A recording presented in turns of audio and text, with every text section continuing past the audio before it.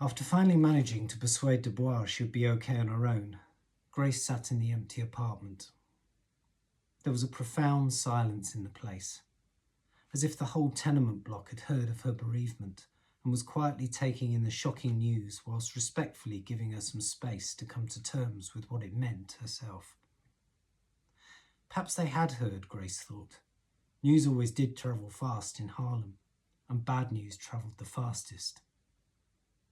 She'd wanted to be alone to begin the impossible process of trying to collect her thoughts, but everywhere she looked were objects that reminded her of Joseph's childhood, each one more heartbreaking than the last. So she began to pick them up and put them away in cupboards, carefully so as not to damage the artefacts that were the only things left of her son, but were items she could not bear to see right then, and maybe wouldn't look at for a very long time to come. A small wooden spinning top Charles had turned on a lathe, varnished and capped with a brass point, took pride of place on the mantelpiece, having long since ceased to be played with by her son.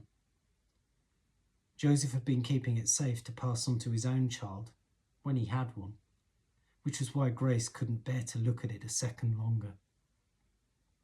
She wrapped it up in a blanket and laid it at the bottom of the airing cupboard, but in her mind's eye she could still see it skittering across the living room floor, while young Joseph, wide-eyed with wonderment at what it could do, tracked its every magical movement. She took down the certificate from Sunday school last of all. Joseph had been presented with it when he was 11 years old, after memorizing more Bible passages than any other child in his group, and speaking about what each one meant to him in front of an audience. Parents had been invited to the church to hear the recitations, and Grace had sat proudly in her best clothes while her son shone from his place in the pulpit. The Reverend had praised Joseph both for his gravity and the zeal with which he spoke, saying that he might make an excellent minister one day if that was what he wanted. Grace wished it had been. Then maybe he'd never have ventured out late at night and found himself down by the docks, where trouble from white men lurked. The beautiful boy at the altar had been turned into a lifeless corpse laying on a slab in the cold antiseptic morgue, and Grace wept as she took down the framed certificate, her tears falling onto the glass and blurring his name. One day ago, she'd had a living, breathing son, a wonderful child with his whole life ahead of him, and now it was all gone, taken by someone she didn't know for reasons she couldn't fathom. She wished her Charles were here. How could she tell him this life-altering news when he was so many miles away? Her letter seemed so cold and impersonal, so utterly inappropriate, when it was detailing the greatest loss imaginable. It would arrive like a shrapnel wound, and she couldn't do that to the man she loved so dearly.